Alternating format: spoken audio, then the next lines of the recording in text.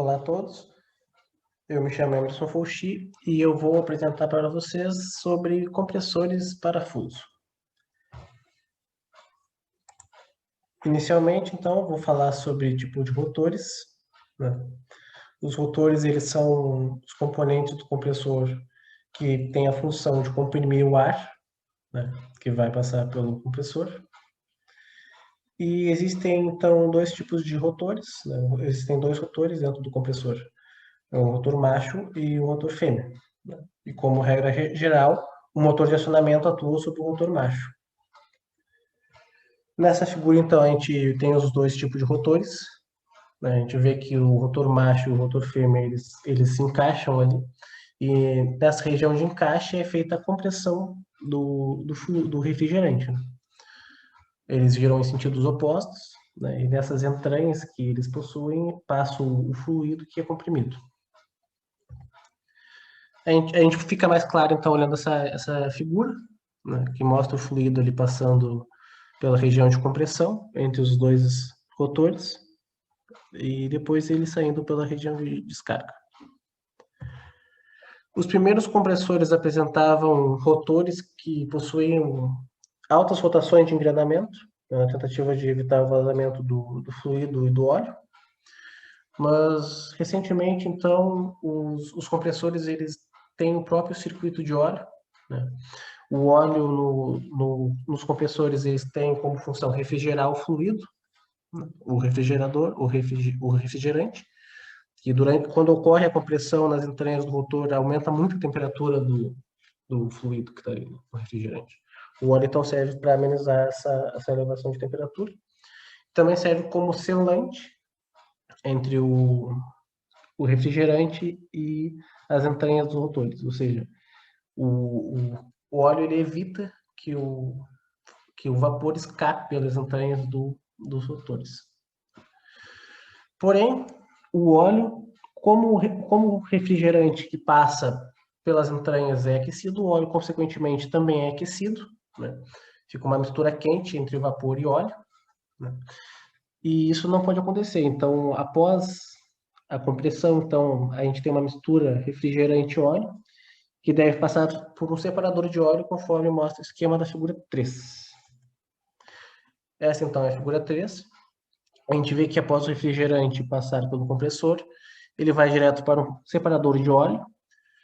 Nesse separador de óleo, o óleo é mais denso que o vapor, consequentemente ele vai descer, ele vai ser empurrado pela pressão do refrigerante e pode ter o auxílio de uma bomba de óleo, que vai passar pelo trocador de óleo, né, um trocador de calor, no caso, e onde então ele vai, através de uma válvula de entrada, ele vai voltar para dentro do compressor novamente. A gente tem dois tipos de funcionamento de compressor. Um deles é esse ilustrado nessa figura, que consiste no motor diretamente ligado no compressor, ou seja, a injeção do refrigerante é feita diretamente no compressor. E a gente tem também esse esquema, que o refrigerante ele vem de um evaporador e depois ele entra no compressor, que é no caso que a gente está vendo aqui na disciplina de termodinâmica. O fluido ele passa pelo evaporador, né, sai o vapor saturado e entra no compressor. Esse esquema, então, ele apresenta a vantagem de transferir a carga do resfriamento de óleo diretamente ao condensador. No caso pode utilizar uma bomba, né? Porém, dentro da bomba aumenta muito a pressão, né, em relação à pressão externa. Então, nesses casos, o selo de vedação deve ser bem projetado, para evitar perdas. Então, a conveniência de esquema de injeção é o objetivo de discussão na indústria, né? Tanto como de injeção direta, quanto por evaporador. No caso, por evaporador é mais viável, é mais utilizado na indústria. Aqui, então, a gente tem um compressor parafuso. A gente pode ver ali o rotor, a entrada ali, a saída. Falando então um pouco sobre desempenho, primeiramente eu vou falar sobre a relação entre volumes, que é o quociente entre o volume da cavidade no instante que se fecha a válvula de emissão, sobre o volume da cavidade no instante que se fecha a válvula de saída. Ou seja, primeiro, a válvula de emissão corresponde à válvula de entrada do refrigerante no compressor, e a válvula de saída é quando é fechada a válvula que, após ser comprimido o vapor, no caso. E normalmente são notados relação entre volume entre 2 e 2,55, a depender do projeto. A relação entre pressões é diretamente proporcional à relação entre volumes, porém acrescentado o expoente K. K é a relação entre os calores específicos do gás. E essa equação é válida para gases perfeitos e compressões isentrópicas.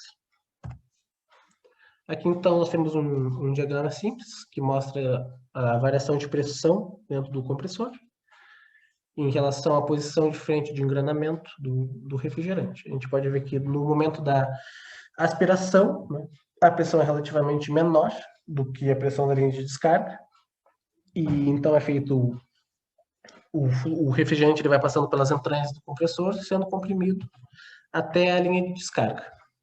Nesse caso aqui, nessa figura, a gente tem um caso real, né?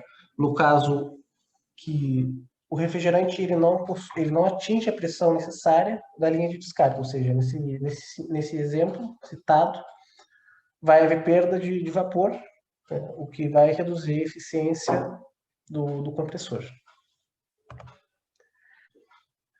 Aqui, então, nós temos um diagrama mostrando a taxa de rejeição de calor. A gente pode ver que a fração do calor rejeitado ela é ligada, né, relacionada à temperatura de condensação. Quanto maior a temperatura de condensação do refrigerante, maior vai ser o calor rejeitado em porcentagem, né? Quanto menor é a temperatura aqui, né, que a gente quer atingir, né, do refrigerante, maior vai ser, então, a perda de calor. Falando, então, sobre eficiência. A eficiência, então, em números, é o trabalho de compressão isentrópico sobre o trabalho de compressão real. A eficiência ela é ligada, ela depende da relação entre volumes e da relação entre pressões da operação. Esse diagrama, então, ele mostra a relação entre pressão, né, e a eficiência de compressão adiabática. A gente vê, então, que quanto menor a relação entre volumes, maior é a eficiência, e menor também é a relação entre pressão. E por isso que eu falei anteriormente que o objetivo na indústria é reduzir a relação entre volumes para aumentar, então, a eficiência de compressão adiabática. Esse é o meu podcast, eu espero que tenham gostado e agradeço.